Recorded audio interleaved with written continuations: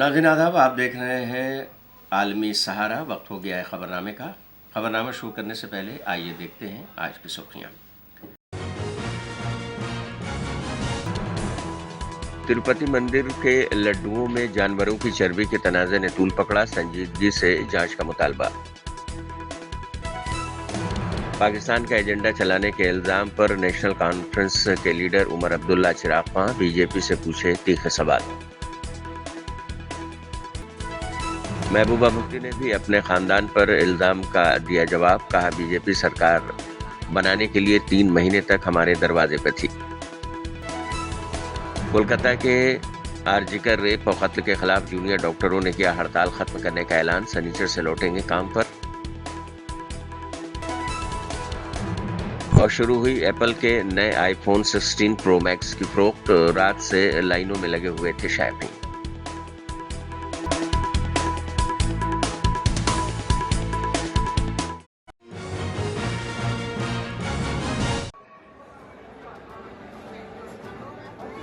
मशहूर ज़माना तिरुपति मंदिर के लड्डुओं में जानवरों की चर्बी के मुबैना इस्तेमाल के खिलाफ एहतजाज बढ़ता जा रहा है और इस तनाज़े पर आंध्र प्रदेश के नायब वज़ीर आला पवन कल्याण ने कहा है कि इस मामले में सरकार हर मुमकिन सख्त कार्रवाई करेगी। वहीं मरकजी वज़ीर बराए ग़िज़ाई इजनास प्रहलाद जोशी ने तिरुपति के लड्डुओं में जानवरों की चर्बी होने के इल्ज़ामात की तफसीली जांच की मांग की है।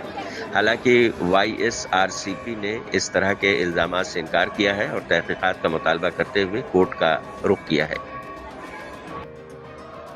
తిరుమల లడ్డు కూడా నాసి రకం, నాకైతే ఆశ్చర్యం వేస్తుంది.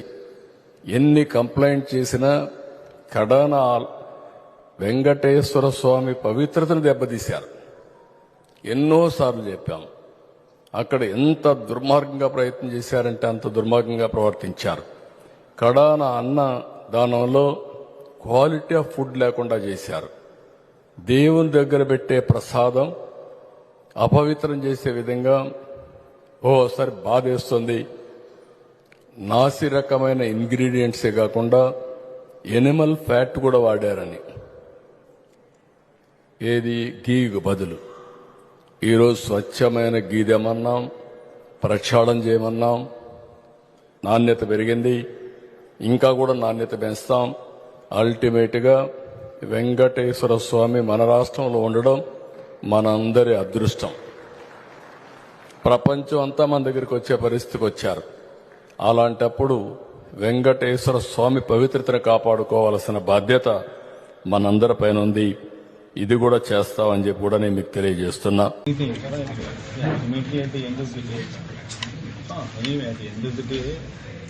I myself am writing a letter to the Prime Minister, and myself am also writing a letter to the Chief Justice of India also explaining to them as to how Chandrababu Naidu has twisted the facts and why action should not be taken on Chandrababu Naidu for having done so. Sir, will you be meeting to PM as well in Delhi? PM meeting is a separate story altogether.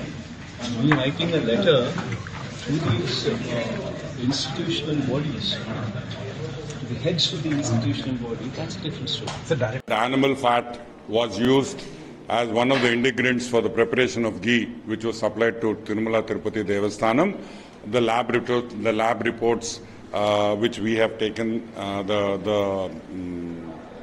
test samples which were taken and sent to the National Dairy Development Board in Gujarat, it has been certified from their lab that beef tallow and animal fat, that is lard, LARD, these were used, and fish oil was used in the preparation of ghee, which was supplied to Tirumala, and also the S factor, that is in ghee and milk we have the S value. The S value should be at a standard is only 100. The value which was the S value which has got which is threw up in the test reports is only 19.7 to 19.79, 77 to 79. Our only thing is that this is an affront to the Hindu religion. This is an affront to not one Hindu, to Hindus who live globally, all over the world. A tradition which has been going on for centuries has been broken.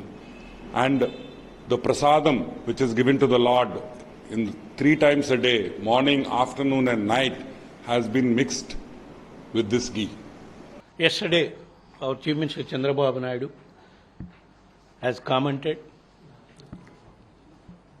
baseless allegations, shocking allegations, like saying that in TTD, while YCP is in governance, they have damaged the decorum and sanctity of the Tirumala Tirupati Devasthanams, and he has gone to the extent of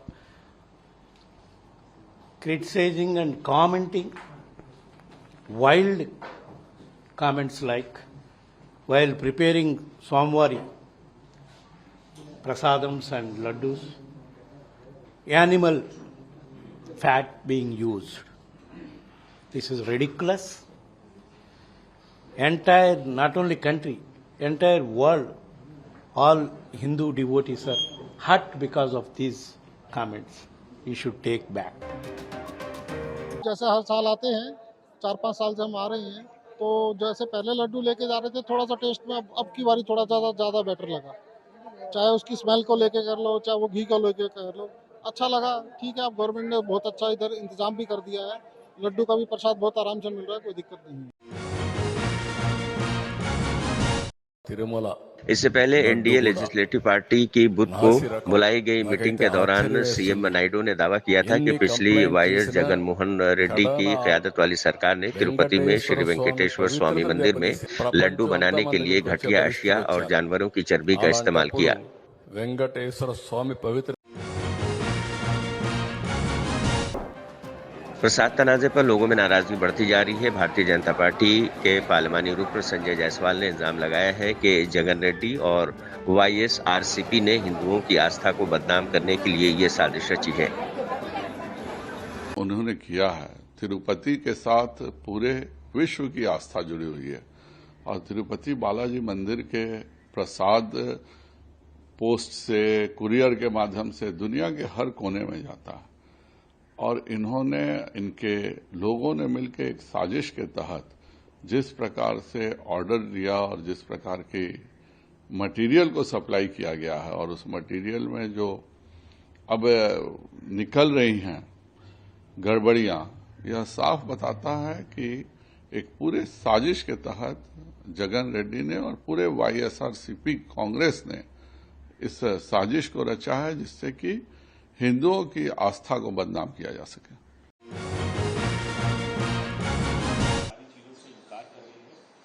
Congress leader और साबिक पार्लिमानी रुकन संदीप दीक्षित ने कहा है कि इस पूरे मामले को संजीदगी से जांच करनी चाहिए। पवन खेड़ा ने तिरुपति प्रसाद तनाजे पर कहा है कि सबकी अकीदत के साथ छेड़छाड़ की गई है। उन्होंने ये मुतालबा किया है कि जो भी कसूरवार है उसे सख्त से सख्त सजा मिलनी चाहिए। पवन खेड़ा ने कहा कि जब तक वाईएसआरसीपी सरकार इक़्तिदार में थी उसने मरकज की बीजेपी सरकार की भरपूर हिमायत की। सिर्फ एक लैब टेस्ट सामने लाकर सबको परेशान करने के बजाय बेहतर होता है कि वो सब कुछ बता देते, पहले ही जांच के अहकामात दे देते और रिपोर्ट सामने लाते। कांग्रेस के राज्यसभा रुकन रेणुका चौधरी ने भी तिरुपति प्रसाद मामले में जांच की मांग की है। विजयवाड़ा में आंध्र प्रदेश कांग्रेस के रियासती सदर वाईएस शर्मिला ने तिरुपति के प्रसाद में मिलावट के मामले में रियासत की चंद्रबाबू नायडू सरकार पर मुजरिमाना तसाहिली बरतने का इल्जाम लगाया है। उन्होंने कहा है कि कांग्रेस पार्टी ने इस मामले को बहुत संजीदगी से लिया है। हम इस मामले की सीबीआई जांच की मांग कर रहे हैं। सरकार को इस चीज को और गंभीरता से इन्वेस्टिगेट करना चाहिए। शायद 2-3 और लैब से टेस्ट करवाएं, पता करें ये कहां से आता है। अगर वो आप बता रहे हैं कि शायद घी या तेल के पदार्थ जो मिलते होंगे, मुझे ठीक से टेक्निकल नहीं मालूम, उनकी मिलावट से ही कुछ आता होगा, वो कहां से आ रहे हैं, क्योंकि ये इतना बड़ा मंदिर है और तिरुपति का तो जो लड्डू है वो एक समझ लीजिए पूरे देश में एक तरीके से प्रसिद्ध है। हर व्यक्ति वहां जाता है, उसको लेता है, अपने रिश्तेदारों में, दोस्तों में, मित्रों में बांटता है। हम लोग कोई तिरुपति से कभी आता है तो इंतजार करते हैं कि उस लड्डू के द्वारा हम एक तरीके से खुद दर्शन कर लेंगे। तो ये तो एक पूरे भारत की आस्थाओं से जुड़ी हुई चीज है। इसमें मैं चाहता हूं कि पूरी तरह इंक्वायरी करें और भले ही ठीक है इसमें राजनीति हो रही हो और वो होगी, क्योंकि इतना बड़ा एक देवस्थल है ये, एक आंध्र प्रदेश का और पूरे देश के लिए। लेकिन इसके पहले कि हम लोग किसी निष्कर्ष पर पहुंचे, ये पता चलना चाहिए कि इसके जो भी पदार्थ आए हैं जहां से ये गड़बड़ी पाई गई है उसकी कॉन्ट्रैक्टिंग किसने की है, किस सिस्टम से की है, कहां से की है, और तब ज्यादा सच पता चलेगा। वाईएसआरसीपी की सरकार का पूरा समर्थन भारतीय जनता पार्टी की केंद्र की सरकार को रहा जब तक वो वहां सरकार में थे। सिर्फ एक लैब टेस्ट की रिपोर्ट निकालकर हम सबके मन को इतना व्यथित करने से अच्छा है या अच्छा होता कि सारा खुलासा करते, नाम बताते, जांच का आदेश उसी पहले करते, जांच की रिपोर्ट सामने लाते। अभी क्या हो रहा है, हम सब परेशान, हम सब जो भक्त हैं भगवान तिरुपति के, सबकी आस्था के साथ खिलवाड़ हुआ है। तो और इस दौरान जो समय आप दे रहे हैं, नई नई थ्योरीज सोशल मीडिया पे चल रही हैं, उससे किसको लाभ है? जो दोषी है उसको कड़ी से कड़ी और तुरंत सजा मिलनी चाहिए। इसको फास्ट ट्रैक पे आपको इसकी जांच करनी पड़ेगी, करनी चाहिए, क्योंकि करोड़ों लोगों का, हम सबकी आस्था का इसमें सवाल है और पूरे विश्व में, ऐसा नहीं कि सिर्फ भारत में है। मैंने तो रिपोर्ट पढ़ी नहीं अभी तक, तो यहाँ तक तो मुझे कहना पड़ता है, मगर मैं बता दूं, अगर इसमें 0.1% भी सच है तो ऑफ कोर्स सीरियस जांच लेना चाहिए और सीरियस कदम उठाना चाहिए कि जो ये काम किए हैं कि उनको क्या जानकारी नहीं है कि लाखों भक्त बालाजी के, चाहे भारत देश में कोने कोने से, नॉर्थ ईस्ट से भी आते हैं, भक्त आते हैं वहाँ, देश विदेश से लोग आते हैं, सैकड़ों लोग आके वहाँ माथा टेक के ये लड्डू को बहुत पुण्य का चीज मान के लेते हैं, स्वीकार करते हैं, और हम इसको विलायत भी बेचते हैं। तो एक बहुत बड़ी सेंटिमेंट इस मुद्दे से जुड़ी हुई है। तो अगर ऐसे कोई लोग लालच में, चार चंद पैसे बचाने के लिए लालच में, और हम खुद ही सोच रहे थे इस बीच में कि लड्डू का साइज घट गया और क्वालिटी बिल्कुल ही बिगड़ गई थी। हम खुद ही सोच रहे थे, हर साल हम वो ये लड्डू आता है घर पे, कई लोग लाके देते हैं, हमारी किस्मत है, खुशकिस्मत है कि लोग ये प्रसाद हमको देते हैं। Yesterday, we witnessed Mr. Chandrababu Naidu, the Chief Minister of Andhra Pradesh, in a celebration mode over his 100 days of reign.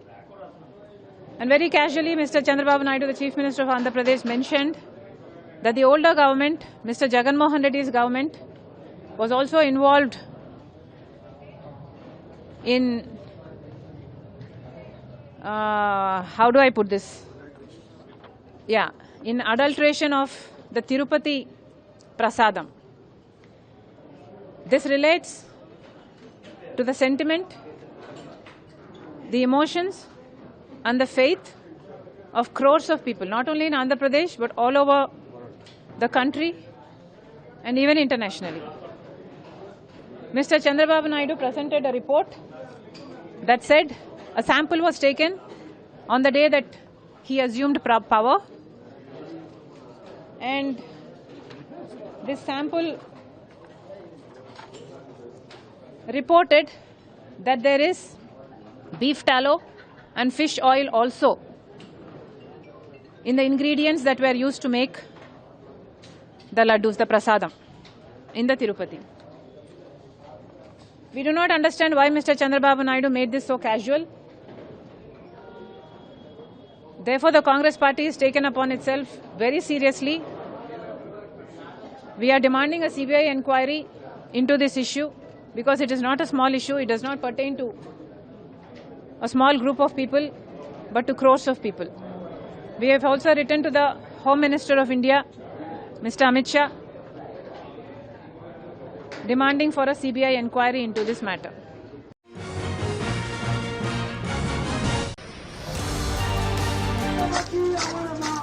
Kolkata के आरजीकर रेप और मर्डर मामले के खिलाफ एहतजाज कर रहे मगरबी बंगाल के जूनियर डॉक्टरों ने अपनी हड़ताल वापस लेने का ऐलान कर दिया है।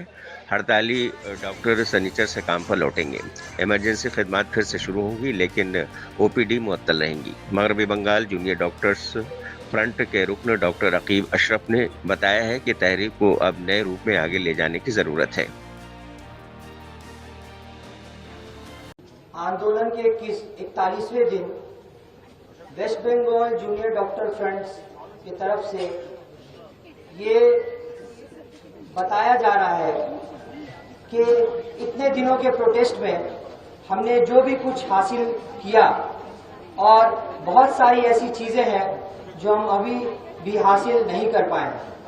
हमने प्रॉपरली नॉन वायलेंट तरीके से प्रोटेस्ट करके लोगों का जो प्यार समेटा है उसके लिए हम लोगों के बहुत आभारी हैं। इसी के साथ साथ जिस तरह से लोगों के सहयोग से हमने अपने आंदोलन के बलबूते पर कमिश्नर ऑफ पुलिस कोलकाता का जो रेजिग्नेशन हासिल किया, इसी के साथ साथ कुछ कर्मचारियों जैसे डीएमई डीएचएस को पद से इस्तीफा देना पड़ा, ये सारी उपलब्धियां हमने इस आंदोलन से हासिल की। लेकिन इसका मतलब ये बिल्कुल भी नहीं है कि आंदोलन अभी खत्म हो गया। हम लोग इस आंदोलन को एक नए रूप से आगे ले जाने की कोशिश कर रहे हैं।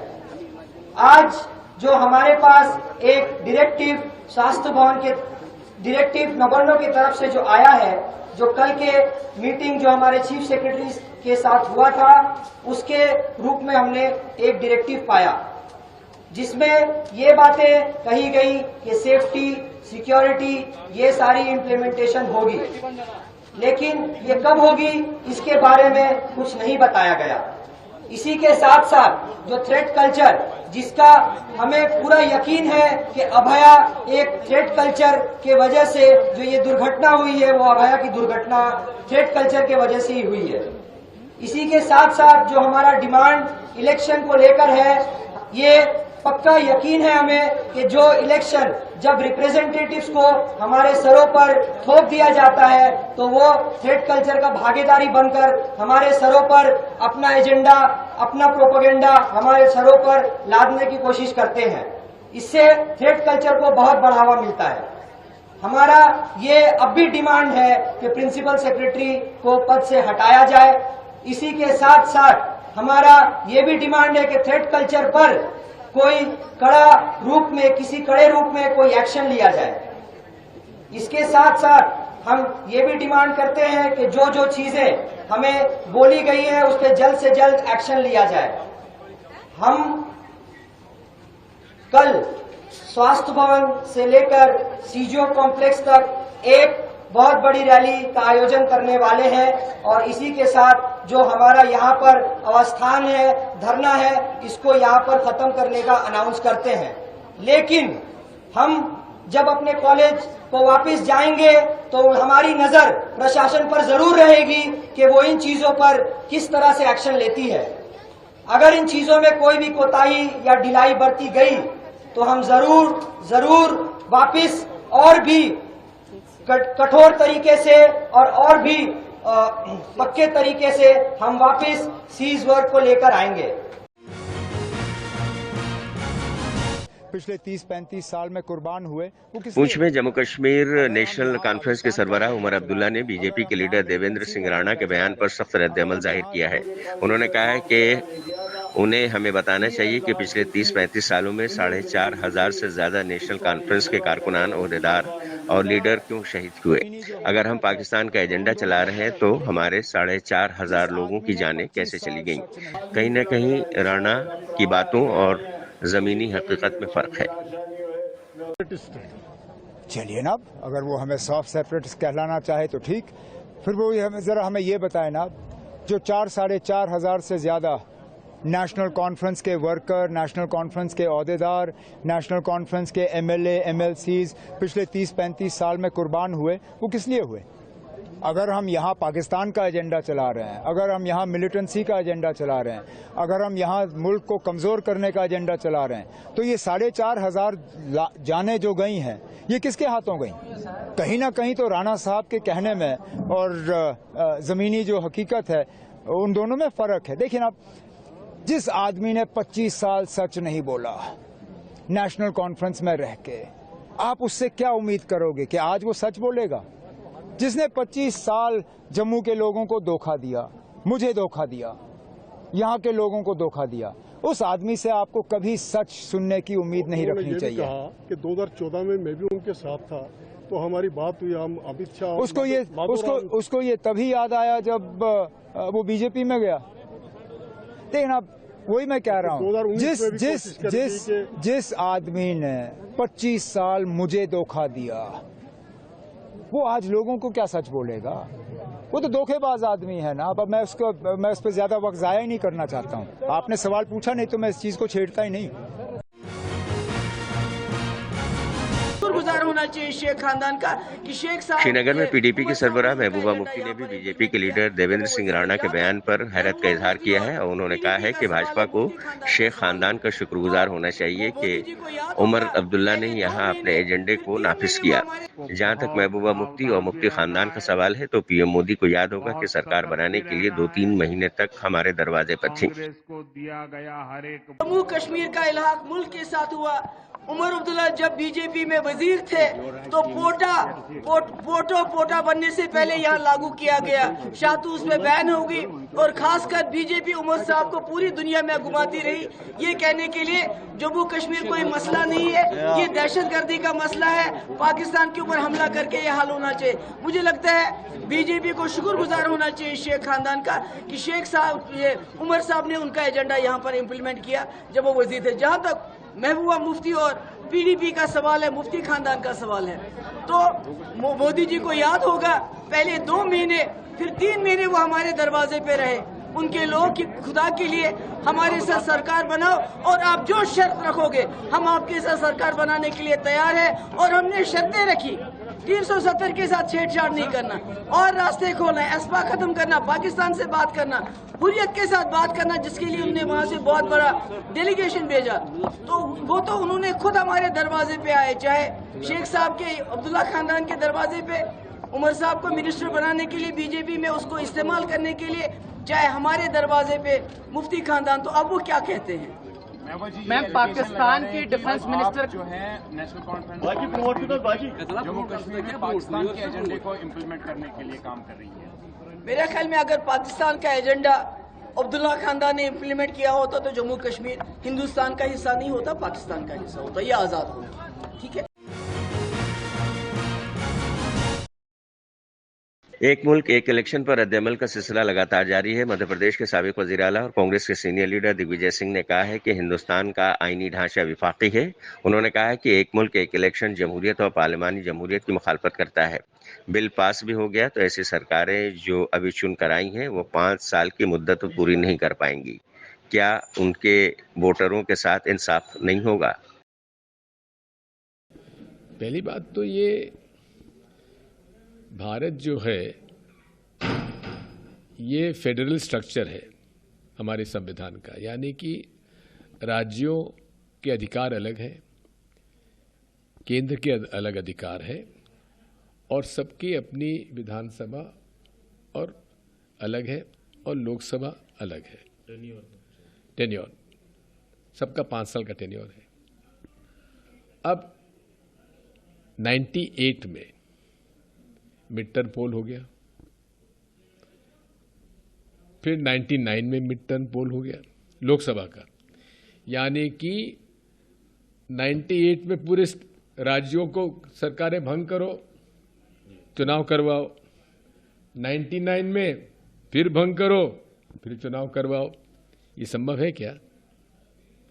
तो ये इसका मतलब यह है कि फिक्स टर्म हो गया, चाहे सरकार के पास बहुमत है तो और नहीं है तो सरकार नहीं हट सकती। ये लोकतंत्र की और पार्लियामेंट्री डेमोक्रेसी का ही विरोध है इसमें। दूसरी बात यह है कि बहुभाषी देश है, बहुधर्म, बहुजातियां, उपजातियां, इतना संस्कार और संस्कृति इस देश में अलग अलग है। उत्तर पूर्व में अलग है, पश्चिम में अलग है, दक्षिण में अलग है, हमारे उत्तर में बिल्कुल अलग है। तो ऐसे देश में संघीय ढांचे से ही सरकार चल सकती है। अब यदि ये, वैसे तो इन्हें 2/3 मेजॉरिटी मिलने वाली नहीं है, लेकिन खुदा न खास्ता बिल पास भी हो गया तो ऐसी सरकारें जो अभी चुनकर आई हैं जो 5 साल का टर्म पूरा नहीं करेंगी तो क्या उनके मतदाताओं के साथ अन्याय नहीं है या उन सरकारों के साथ अन्याय नहीं है? इसलिए ये अव्यावहारिक इनका शगुफा है। सर, आपको मोटिव क्या लगता है ये जो विधानसभा चुनाव के बीच इसका फिर से शगुफा छोड़ना? मोटिव यही है क्योंकि ये हर स्तर पर असफल हुए हैं।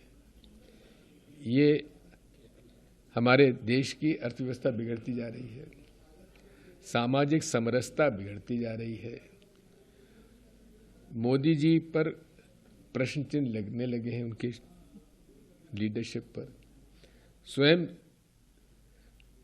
भारतीय जनता पार्टी के अंतर्कलह भी धीरे धीरे उभर कर सामने आ रही है।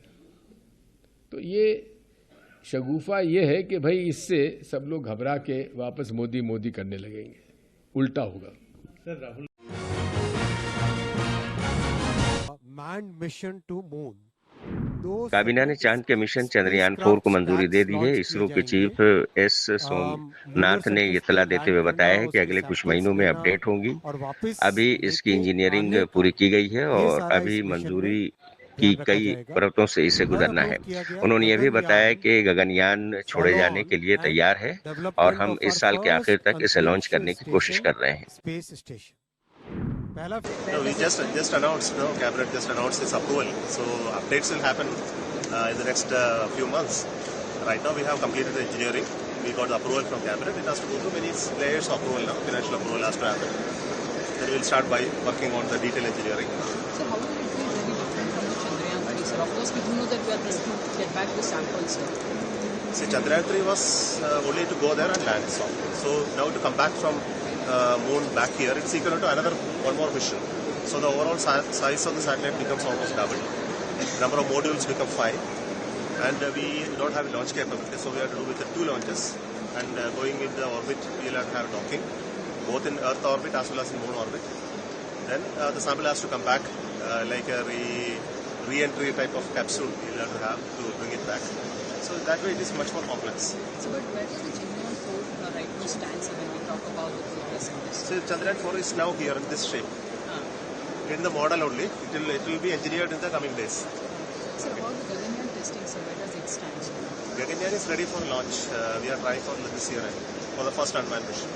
So Bharatiya Antariksh Station, sir, a big one again that we are looking forward to, sir. So that is just announced, no? So we'll have to work on it. It's already announced that by 2028 we'll have the launch.